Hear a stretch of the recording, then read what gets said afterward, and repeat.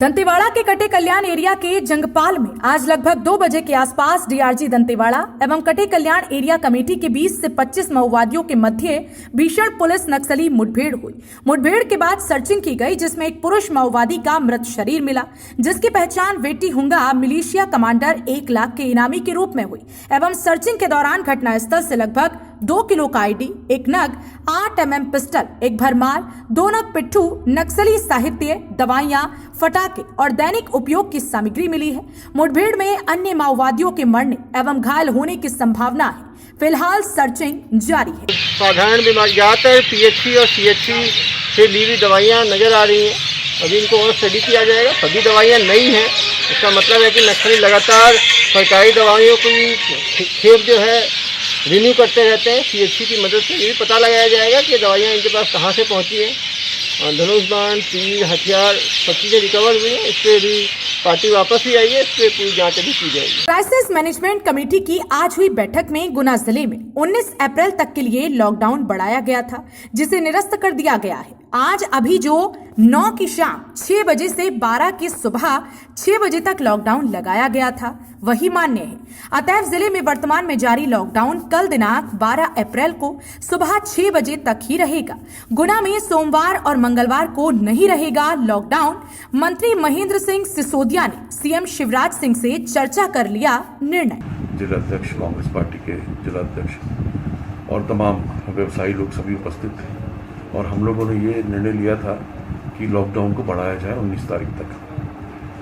उसके बाद में माननीय मुख्यमंत्री जी से चर्चा अनुसार माननीय मुख्यमंत्री जी की संवेदनशीलता को देखते हुए उनका कहना था छोटे व्यापारी और फुटकर और जो हमारे ठेले लगाने वाले हैं इन लोगों को परेशानी ना हो, इसलिए इस लॉकडाउन को आज ही समाप्त किया जाए। कल सुबह 6 बजे तक का जो लॉकडाउन है वही रखा जाए और 2 दिन तक इसकी पुनः समीक्षा की जाए और समीक्षा करने के बाद फिर आगे की जो कार्रवाई होगी वो क्राइसिस मैनेजमेंट ग्रुप की मीटिंग में बैठकर फाइनल कर लेंगे। तो सभी गुनावासियों को मैं बधाई देना चाहता हूँ कि इस लॉकडाउन की समस्या से फिलहाल आपको मुक्ति मिली है, किंतु ये जरूर आपको मैं निवेदन करना चाहूँगा कि अगर आप चाहते हैं कि लॉकडाउन ना लगे लंबा, तो आपको अपने आप को सुरक्षित रखना चाहिए, मास्क लगाना चाहिए, हाथों को सैनिटाइज करना चाहिए। विशेष रूप से मेरा निवेदन है कि जो हमारे युवा वर्ग है और जो हमारी बच्चियां हैं, ये विशेष रूप से इस बात का संज्ञान लें कि बिना मास्क पहने ये बाहर ना निकलें और सोशल डिस्टेंसिंग का पूर्ण रूप से पालन किया जाए, तभी हम इस कोरोना। बड़ी खबर आ रही है कुरवाई से, जहां 2 गुटों में खूनी संघर्ष हुआ है। रविवार मंदिर की जमीन पर रास्ते को लेकर यह विवाद हुआ, जिसमें एक व्यक्ति की मौत हो गई है और दोनों पक्षों से कई व्यक्ति इसमें घायल हुए हैं। दलितों और ठाकुरों में यह विवाद बताया जा रहा है। कुरवाई थाना अंतर्गत ग्राम पिपलौन की यह घटना है। फिलहाल घायलों को सामुदायिक स्वास्थ्य केंद्र में लाया गया है, जहां मौके पर भारी पुलिस बल तैनात है। क्या कौन से गांव की घटना क्या हुआ? पीकलौन के शिव मंदिर पे रविदास जी का मंदिर शिव मंदिर रहेगा, वहाँ जिनने कुलारी फांसा मारे हमें मेरे पिताजी में, वे पड़े पिताजी खत्म हो गए। किसने मारा? घूमन सिंह के लड़कों ने, घूमन सिंह ने, चारों बाप बेटा ने मारा है। आपका क्या नाम है? मेरा करण सिंह, हरप्रीत साहब। ठीक है, अब वो एक और सामने वाले दोनों पार्टियों से मारपीट हुई है। उनके डेथ यहाँ पर लेकर आए हैं और जो डेथ हुई पार्टी ने 4 आरोप बताए आरोपी, 2 पकड़ लिए गए, बाकी की तरफ जारी है और वो कार्रवाई चल रही है यहाँ पर अभी सीएम की। ये विवाद तो कल पुराने दिनों से चल रहा था, जिसकी लगातार शिकायत होती रही थी, इस पर पूर्ण संज्ञान लेकर भी रोका जाता, आज ये घटना न हो। मैं यहाँ पर नहीं आई है, आई होगी तो दिखा उसको दिखा कार्रवाई की जाएगी। लिखित में, पुलिस में, राजस्व में, दोनों में शिकायत हुई। पटवारी मौके पर भी है और उस संबंध में कार्रवाई भी हुई, लेकिन इतना रोका जा सकता था मेरे यहाँ। अगर ऐसी कोई शिकायत आई तो हम फिर दिखवाएंगे। जगदलपुर में कोरोना संक्रमण के बढ़ते प्रभाव को देखते हुए जिला प्रशासन द्वारा रोकथाम हेतु कई दिशा निर्देश जारी किए जा रहे हैं। जिले में धारा 144 लागू की गई है। वहीं रात्रि कर्फ्यू की घोषणा भी जिला प्रशासन द्वारा की गई है। आपको बता दें कि रात्रि कर्फ्यू का उल्लंघन करने वाले लोगों की संख्या में बढ़ोतरी हो रही है। पुलिस विभाग की ओर से कई समझाइश के बाद अब सख्ती का दौर जारी हो चुका है। लगातार पुलिस विभाग बिना मास्क सहित रात्रि कर्फ्यू के दौरान सड़कों पर घूमने वाले व्यक्तियों पर कार्यवाही करता नजर आ रहा है। कोतवाली टीआई एमएन साहू ने बताया कि पुलिस अधीक्षक दीपक झा के निर्देश व अतिरिक्त पुलिस अधीक्षक ओम प्रकाश शर्मा के मार्गदर्शन, नगर पुलिस अधीक्षक हेम सागर सिद्धार के पर्यवेक्षण पर कर्फ्यू का पालन नहीं करने वाले 12 लोगों के खिलाफ मोटर व्हीकल की कार्यवाही करते हुए 2400 रुपए समन शुल्क, वहीं 30 लोगों को बिना मास्क के दौरान घूमते हुए पकड़ा गया, जिनसे 5200 रुपए समन शुल्क लिया गया। वहीं रविवार की सुबह कर्फ्यू के समय में बाहर गांव से आए हुए सब्जी बेचने वाले ग्रामीणों को कोतवाली टीआई एमएन साहू एवं उप पुलिस अधीक्षक चंद्रशेखर परमा के द्वारा कर्फ्यू की जानकारी देते हुए समझाइश दी गई। कोरोना संक्रमण के नियंत्रण को ध्यान में रखते हुए जो है नाइट कर्फ्यू का आदेश जारी किया गया है और इस आदेश के तहत सुबह 8 बजे से लेकर शाम के 6 बजे तक ही जो है व्यावसायिक प्रतिष्ठानों के संचालन की अनुमति दी गई है और शाम 6 बजे से लेकर सुबह 8 बजे तक जो है किसी भी प्रकार की व्यावसायिक संचालन और लोगों की आवाजाही को प्रतिबंधित करने का आदेश जारी किया गया है और इसी आदेश के परिपालन में जो है थाना कोतवाली और थाना बोधघाट के द्वारा एक विशेष अभियान चलाया गया है और इस अभियान के द्वारा जो है अनावश्यक घूमने वाले जो लोग हैं, मास्क की अनिवार्यता को अवहेलना करने वाले लोगों के विरुद्ध जो है कार्यवाही की गई है और इस कार्यवाही के अंतर्गत जो है आज 87 लोगों के विरुद्ध में जो है कार्यवाही की गई है, जिनसे 24,000 से अधिक का जो समन शुल्क है वो वसूल किया गया है और इसको ध्यान में रखते हुए जो है कुल 7 पेट्रोलिंग पार्टियां और जो है 4 फिक्स पॉइंट तैनात किए गए हैं, इनके द्वारा ये कार्यवाही की जा रही है और आगे भी जो है इस प्रकार की जो कार्यवाही है। देश में बढ़ते कोरोना के प्रकोप को ध्यान में रखकर केंद्र सरकार द्वारा चलाई जा रही टीका उत्सव में आष्टा तहसील के 20 स्वास्थ्य केंद्रों पर टीकाकरण किया जा रहा है। गांवों में जहां लोग कोरोना गाइडलाइन का पालन कर रहे थे, वहीं आष्टा सिविल अस्पताल में खुलेआम सोशल डिस्टेंसिंग की धज्जियां उड़ाई जा रही हैं, जबकि देवास शाजापुर सांसद महेंद्र सिंह सोलंकी, विधायक रघुनाथ सिंह मालवीय बीते दिवस सिविल अस्पताल का औचक निरीक्षण कर पूरी तैयारियों का अवलोकन कर चुके थे और ब्लॉक मेडिकल ऑफिसर को आवश्यक निर्देश दिए थे। जावर, मैना, सिद्दीकगंज, मुगली, सेवदा, कोटरी, खाचरौद, भवरा, खजुरिया, कासम, खामखेड़ा, जन्ना, पगारिया, हाट, नौगांव, बोरखेड़ा, बेदखेड़ी, कन्नौद, मिर्जी, हकीमबाद, खामखेड़ा, बैजनाथ आदि स्थानों पर वैक्सीनेशन किया जा रहा है। लोग बड़ी संख्या में इन स्वास्थ्य केंद्रों पर पहुंच रहे हैं। हमने आष्टा सिविल हॉस्पिटल के साथ साथ ग्रामीण क्षेत्र के मुगली स्वास्थ्य केंद्र पर जाकर जानकारी प्राप्त की तो अभी तक 30 लोगों को वैक्सीन लगाई गई है और लोगों को सूचना देने के लिए मुनादी और बीएलओ द्वारा सूचना प्रदान की जा रही है। वहीं आष्टा के सिविल अस्पताल में लापरवाहियां नजर आ रही हैं। लोग सोशल डिस्टेंसिंग का माहौल उड़ाते नजर आ रही हैं। कोविड की महामारी से परेशान है और हमारा भारत, हमारा मध्य प्रदेश, हमारा सीहोर भी इससे अछूता नहीं है। इसी संबंध में मैं आज सिविल हॉस्पिटल आष्टा में निरीक्षण करने के लिए आया था कि कोविड पेशेंट यदि हमारे यहाँ बढ़ते हैं तो उनके इलाज के लिए क्या व्यवस्था रहेगी, वर्तमान में क्या व्यवस्था चल रही है और इसके ही समानांतर जो वैक्सीनेशन का कार्यक्रम हमारे देश में चल रहा है उसका एग्जीक्यूशन किस प्रकार से आष्टा में हो रहा है, इसी के संबंध में मैं यहाँ पर जानकारी लेने के आया था। मैंने यहाँ पर जानकारी ली, बीएमओ साहब ने मुझे पूरा बताया। उनकी बात से मैं पूरी तरह संतुष्ट भी हूँ। जहाँ जहाँ मुझे ठीक लगा मैंने उन्हें आवश्यक निर्देश भी दिए हैं कि किस प्रकार से हम थोड़ा सा आगे का इंतज़ाम करते हुए बेड बढ़ाकर रखें, किस प्रकार से वैक्सीनेशन को और बड़े पैमाने पर हमें करना चाहिए। हमारे देश के प्रधानमंत्री आदरणीय नरेंद्र मोदी जी ने कहा है कि 14 अप्रैल से 3 दिन के लिए हमें टीका उत्सव के रूप में मनाना चाहिए, जिससे कि हम आने वाले समय में कोविड की ये लड़ाई को लड़ सकें और जीत सकें। सर, देवास और शाजापुर की स्थिति काफ़ी दयनीय बताई जा रही है, उसमें क्या निर्णय लिए हैं? देवास शाजापुर की स्थिति वास्तव में अभी कठिन है। वहाँ पे निरंतर संख्या बढ़ रही है। आज सीएम साहब के साथ वीडियो कॉन्फ्रेंस के जरिए हम लोगों ने चर्चा की थी और उन्होंने वहाँ की जिला क्राइसिस मैनेजमेंट कमेटी को इस बात का अधिकार दिया है कि यदि आवश्यकता लगे तो लॉकडाउन जैसे कड़े निर्णय भी लिए जा सकते हैं।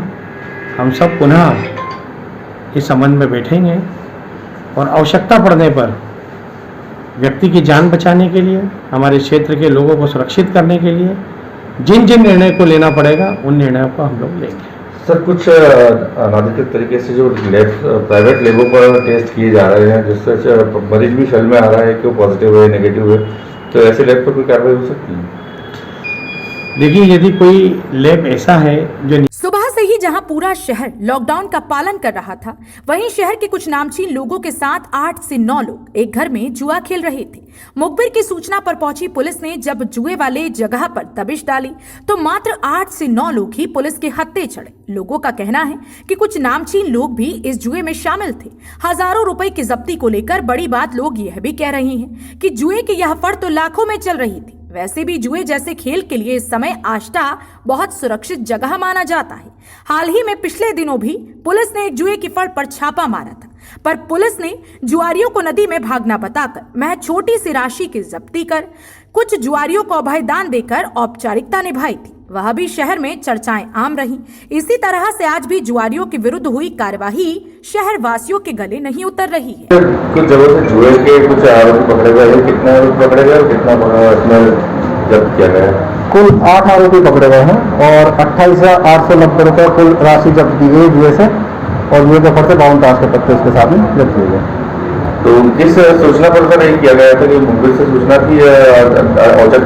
मुखबिर की सूचना मिली थी कि सानिया हॉस्पिटल के सामने बर्फ फैक्ट्री के पास में कुछ जुआरी ताश का जुआ खेल रहे हैं हार जीत की बाजी लगाकर।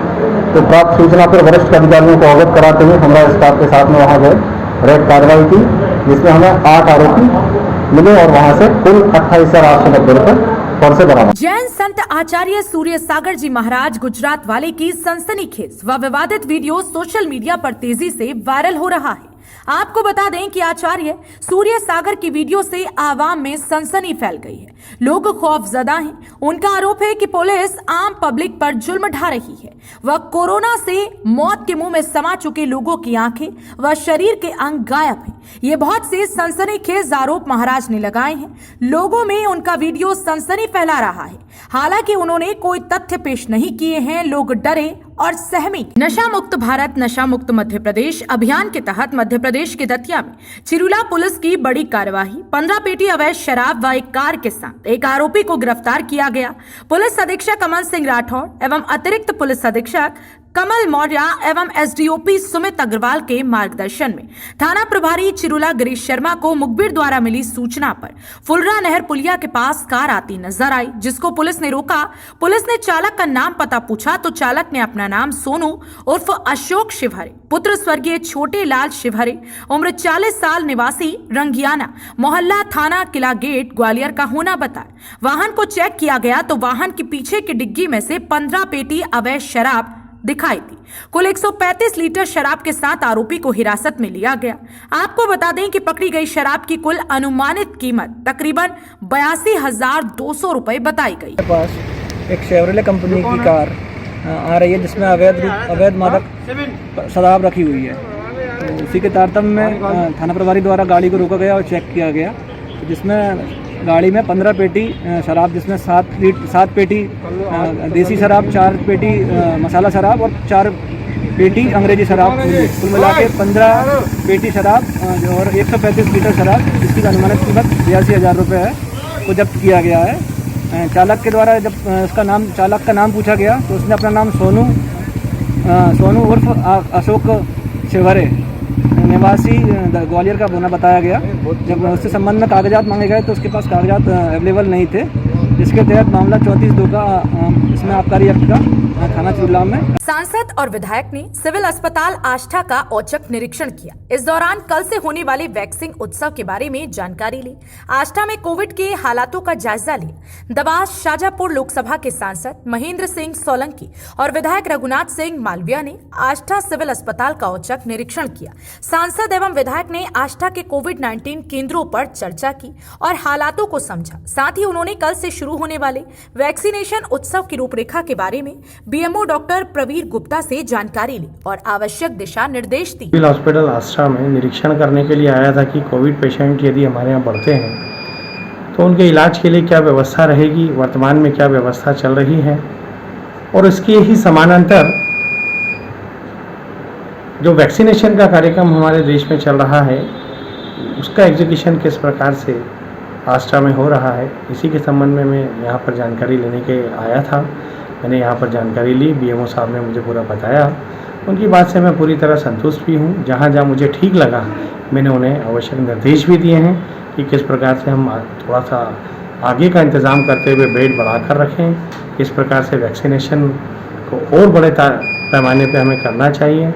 हमारे देश के प्रधानमंत्री आदरणीय नरेंद्र मोदी जी ने कहा है कि 14 अप्रैल से 3 दिन के लिए हमें टीका उत्सव के रूप में मनाना चाहिए, जिससे कि हम आने वाले समय में कोविड की ये लड़ाई को लड़ सकें और जीत सकें। सर, देवास और शाजापुर की स्थिति काफ़ी दयनीय बताई जा रही है, उसमें क्या निर्णय लिए हैं? देवास शाजापुर की स्थिति वास्तव में अभी कठिन है। वहाँ पे निरंतर संख्या बढ़ रही है। आज सीएम साहब के साथ वीडियो कॉन्फ्रेंस के जरिए हम लोगों ने चर्चा की थी और उन्होंने वहाँ की जिला क्राइसिस मैनेजमेंट कमेटी को इस बात का अधिकार दिया है कि यदि आवश्यकता लगे तो लॉकडाउन जैसे कड़े निर्णय भी लिए जा सकते हैं। हम सब पुनः इस संबंध में बैठेंगे और आवश्यकता पड़ने पर व्यक्ति की जान बचाने के लिए, हमारे क्षेत्र के लोगों को सुरक्षित करने के लिए जिन जिन निर्णय को लेना पड़ेगा उन निर्णयों को हम लोग लेंगे। सर, कुछ अनाधिकृत तरीके से जो प्राइवेट लेबों पर टेस्ट किए जा रहे हैं, जिससे मरीज भी शरीर में आ रहा है कि वो पॉजिटिव है नेगेटिव है, तो ऐसे लैब पर कोई कार्रवाई हो सकती है? देखिए, यदि कोई लैब ऐसा है जो नियमों के विरुद्ध चल रहा है तो निश्चित रूप दुनिया का सबसे बड़ा टीकाकरण अभियान कोरोना टीकाकरण महोत्सव रविवार को सामुदायिक स्वास्थ्य केंद्र पर मनाया गया। रविवार को आयोजित कार्यक्रम में भारतीय जनता पार्टी के मंडल अध्यक्ष बद्रीलाल दांगी, सांसद प्रतिनिधि ओम प्रकाश गुप्ता, पूर्व नप अध्यक्ष दीपक नागर की मौजूदगी में ये कार्यक्रम आयोजित किया गया। इस मौके पर वैक्सीन लगाने आए लोगों का पुष्पहारों से स्वागत किया गया। इस मौके पर बीएमओ ने सभी धर्मगुरुओं एवं सभी समाज के अध्यक्षों एवं सदस्य से इस टीकाकरण अभियान को सफल बनाने के लिए सहयोग करने की अपील की। उन्होंने बताया कि अब तक खिलजीपुर ब्लॉक में 10,000 के लगभग पात्र लोगों को टीके लगाए जा चुके हैं। उन्होंने बताया कि रविवार को ब्लॉक के 10 केंद्रों पर टीकाकरण अभियान चल रहा है। इस मौके पर मंडल अध्यक्ष बद्रीलाल दांगी ने सभी लोगों से टीके लगवाने एवं अपने परिवारी जनों पड़ोसियों को भी प्रेरित करने की अपील की। ये टीकाकरण महोत्सव दुनिया का सबसे बड़ा टीकाकरण महोत्सव है। माननीय शिवराज सिंह जी चौहान, देश के प्रधानमंत्री भाई नरेंद्र भाई मोदी जी के इस अभियान में 11 अप्रैल से 14 अप्रैल तक चलना है। इस अभियान के तहत सभी जनप्रतिनिधि और समाज के सभी वरिष्ठ जन और सभी धर्मगुरु इस अभियान के माध्यम से सबको प्रेरित करें, क्योंकि अधिक से अधिक टीका लगाया जा सके। यही इस अभियान का एक शीर्षक है और इस अभियान के माध्यम से सबको प्रेरित करके अधिक से अधिक टीका लगाया जाए। सभी से गुना में प्रशासन की सख्ती के बावजूद लॉकडाउन बेअसर नजर आ रहा है। आपको बता दें कि आवारा किस्म के लोग व सैर सपाटी के शौकीन लोग बाज नहीं आ रहे। बार बार अनाउंस करके समझाइश भी दी जा रही है। आज निचला बाजार में एक महिला पुलिसकर्मी बिना मास्क व बिना मतलब के घूम रहे आवारा किस्म के लोगों के चालान बना रही थी। कई लोग चालान की जगह नेतागिरी झाड़ने लगे और महिला पुलिसकर्मी से बेमतलब उलझने लगे। मंत्री संतरी अपनी पकड़ का हवाला देकर धमकी देने लगे और एक्टिंग बाजी कर फोन लगाने लगे, जिसके बाद महिला पुलिसकर्मी ने भी सख्ती दिखाते हुए साहबजादों को थाने भेज दिया। ऐसे में यह कहना गलत नहीं होगा कि लॉकडाउन का पालन करवाने का एक ही जायज इलाज है, वो है चालान या फिर सिंघम। दूसरा कोई चारा नहीं। फिलहाल कोई वास्तविक जरूरतमंद है या सरकारी मुलाजिम, पत्रकार है या कामकाजी मंद व्यक्ति है, उसके लिए पुलिस को विवेकपूर्ण रवैये के आधार पर ही निपटना होगा, क्योंकि पुलिस को सख्ती के साथ विवेकपूर्ण व्यवहारिकता भी जरूरी है। पुलिस के जोशीले जवान कई बार सख्ती के एवज में होश खो बैठते हैं, जिससे आम व्यक्ति से लेकर प्रशासन और शासन को फजीहत झेलनी पड़ती है। आवाम विरोध भी करती है। पुलिस के जवान बीट परिवर्तन से लेकर सस्पेंड तक हो जाते हैं। इस एवज में लोग पब्लिक हैं कि प्यार की भाषा समझती ही नहीं है। इस एवज में लेकिन पब्लिक है कि प्यार की भाषा समझती ही नहीं है। लड़की से बात करने के मामले को लेकर एक युवक की बेरहमी से पिटाई की गई। लड़की के परिजनों द्वारा इस युवक की पिटाई की गई, जिसका वीडियो भी अब वायरल हो गया है। ग्राम दरबा का रहने वाला बताया जा रहा है। पीड़ित तारकेश्वर कोसरिया ग्राम जोरातराई में हुआ है घटना। मारपीट करने वालों के खिलाफ मामला दर्ज कर लिया गया है। आगे की कार्यवाही में जुटी भखारा पुलिस सूत्रों से मिली जानकारी के मुताबिक युवक को जोरातराई के लोगों के द्वारा बड़े ही बेरहमी से पीटे जाने की खबर है। युवक के मुताबिक रोज की तरह अपने काम पर ट्रैक्टर से जोरातराई गया हुआ था। इसी दौरान जोरातराई निवासी कई लोगों द्वारा संयुक्त रूप से उसकी पिटाई कर दी गई, जिससे पीड़ित के हाथों की उंगलियां फ्रैक्चर हो गई हैं और शरीर में भी गहरे चोट के निशान हैं, जिस निशान को आप साफ देख सकते हैं, जिसकी लिखित शिकायत पुलिस थाना भखारा में की गई है, जिसका अपराध पंजीबद्ध कर भखारा पुलिस के द्वारा विवेचना की जा रही है। उस दिन गया था लकड़ी खाली करने के लिए, उसके बाद लकड़ी खाली करके जाते रहे ट्रैक्टर धर के, ट्रैक्टर के चाबी लगा के ताला वाला थल मारे घड़ी से मारी, पूरा हाथ वाला बांध रही से दम मारे है। महत्रू कुछ नहीं, डायरेक्ट हमारे से चालू कभी से कुछ पूछी भी नहीं। चित्रकूट के नया गांव स्थित खटीकाना मोहल्ले में लॉकडाउन का पालन कराने गई प्रशासन की टीम पर हमला हुआ है। बस्ती के लोगों ने अधिकारियों कर्मचारियों पर पत्थरों से ये हमला किया। हमले में बाल बाल बचे एसडीएम, एसडीओपी, नायब तहसीलदार और नगर परिषद सीएमओ, सभी ने भागकर बचाई जान। नगर परिषद के 5 कर्मचारियों को लगी चोट, 3 गाड़ियों के टूटे कांच। दूसरी तरफ बस्ती के लोगों ने प्रशासनिक कर्मचारियों पर महिलाओं से बदसलूकी करने का आरोप लगाया। बस्ती के लोगों का आरोप है कि लॉकडाउन के नाम पर ज्यादती कर रही हैं अधिकारी और कर्मचारी। नया गांव में 9 ज्ञात और 15 से 20 अज्ञात लोगों के खिलाफ मामला दर्ज किया गया है। हम लोग पन्नी उन्नी हटवा रहे थे तो बस एकदम से नहीं, ये लोग आए हैं तो बस मारपीट चालू कर दी। कौन लोग? पत्थर कौन लोग? ये खटिक। अच्छा, तो वहाँ क्या कर रहा, और कौन कौन साथ में था आप लोगों के? हमारी पूरी टीम थी। नहीं, पूरी टीम और अधिकारियों में? अधिकारी में एसडीएम साहब, तहसीलदार साहब, एसडीओपी साहब, नगर पंचायत विभाग पूरा। अच्छा अच्छा। सेमो साहब। कहाँ चोट लगी तुम्हें? थोड़ा इधर। ये सर चाप में लगी है, ये यहाँ सामने लगी है। अच्छा। ये और ये छाती में भी लगी है। कितने लोग रहे होंगे वहाँ हमला करने वालों में? ये रहे होंगे कम से कम 50-60 लोग। महिलाएं ज़्यादा थी उनमें? हाँ, महिलाएं तो कम ही थी, लेडी ये ज़्यादा थे लड़के लोग। अच्छा अच्छा। कुछ कितने लोग घायल हुए हैं? घायल हुए हैं 10-12 लोग। अच्छा, किस चीज़ से हमला किए हैं? पत्थर, ईंटा पत्थर। अच्छा, और कोई हथियार वगैरह? और हथियार वगैरह तो हम नहीं दे, हम तो एकदम पकड़ लिए हैं सब लोग, एकदम लुटा के मारने लगे एकदम से, ऐंचा झींकी। लॉकडाउन के दौरान सामूहिक जिला प्रशासन और नगर पालिका प्रशासन, इसमें से पुलिस बल भी था, एसडीएम साहब भी थे, तहसीलदार साहब थे, सीएमओ साहब थे, लॉकडाउन का पालन कराने हुई कस्बा का भ्रमण कर रहे थे।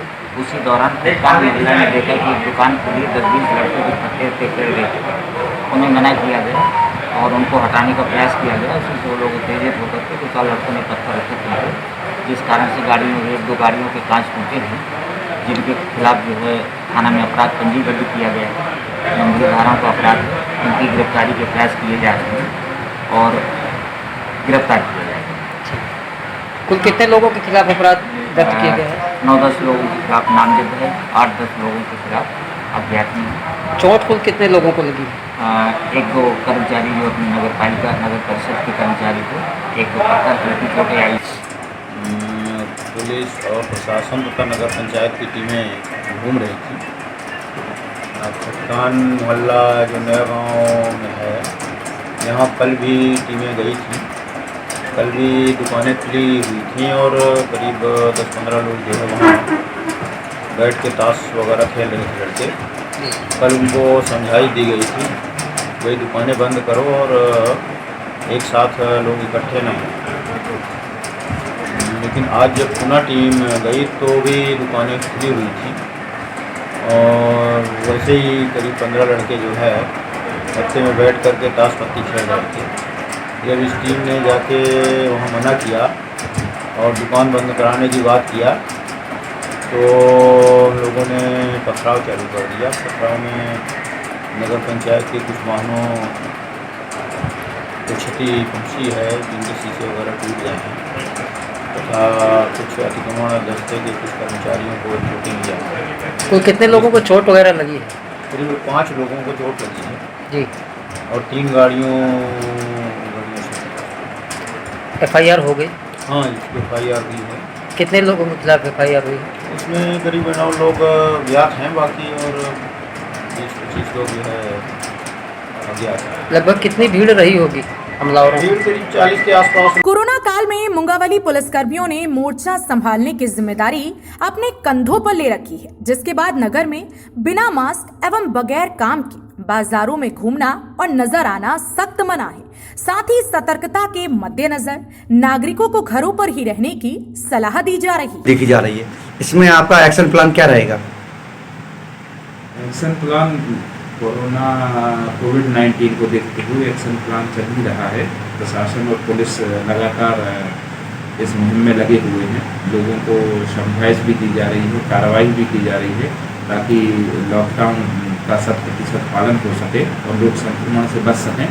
इसके लिए पुलिस पार्टियां लगातार भ्रमण कर रही हैं और मुख्य चौराहों के बस स्टैंड पे उनके फिक्स पॉइंट लगाए हैं। लगातार सभी अधिकारी कर्मचारी भ्रमण। छत्तीसगढ़ श्रमजीवी पत्रकार कल्याण संघ अनुविभाग इकाई केशकाल द्वारा वन विभाग केशकाल के पंचवटी विश्राम गृह में बीजापुर जिले के तर्रेम जंगल में सुरक्षा बलों एवं नक्सलियों के बीच हुए मुठभेड़ में सुरक्षा बल के 22 जवानों की शहादत हुई थी एवं छत्तीसगढ़ श्रमजीवी पत्रकार कल्याण संघ के प्रदेश अध्यक्ष व इंडियन यूनियन जर्नलिस्ट संघ के राष्ट्रीय उपाध्यक्ष BD निजामी की धर्मपत्नी नसीम फिरदौस का इलाज के दौरान एम्स रायपुर अस्पताल में 5 अप्रैल 2021 को आकस्मिक निधन हुआ था। उनकी मृत आत्मा की शांति के लिए तथा शहीद जवानों की आत्मा की शांति के लिए विधिवत केशकाल पंचवटी में श्रद्धांजलि सभा का आयोजन किया गया था, जिसमें पुष्प अर्पित करते हुए श्रद्धा सुमन अर्पित की गए व 2 मिनट का मौन धारण किया गया, जिसमें विशेष रूप से केशकाल के स्थानीय विधायक संतराम नेताम शामिल रहे।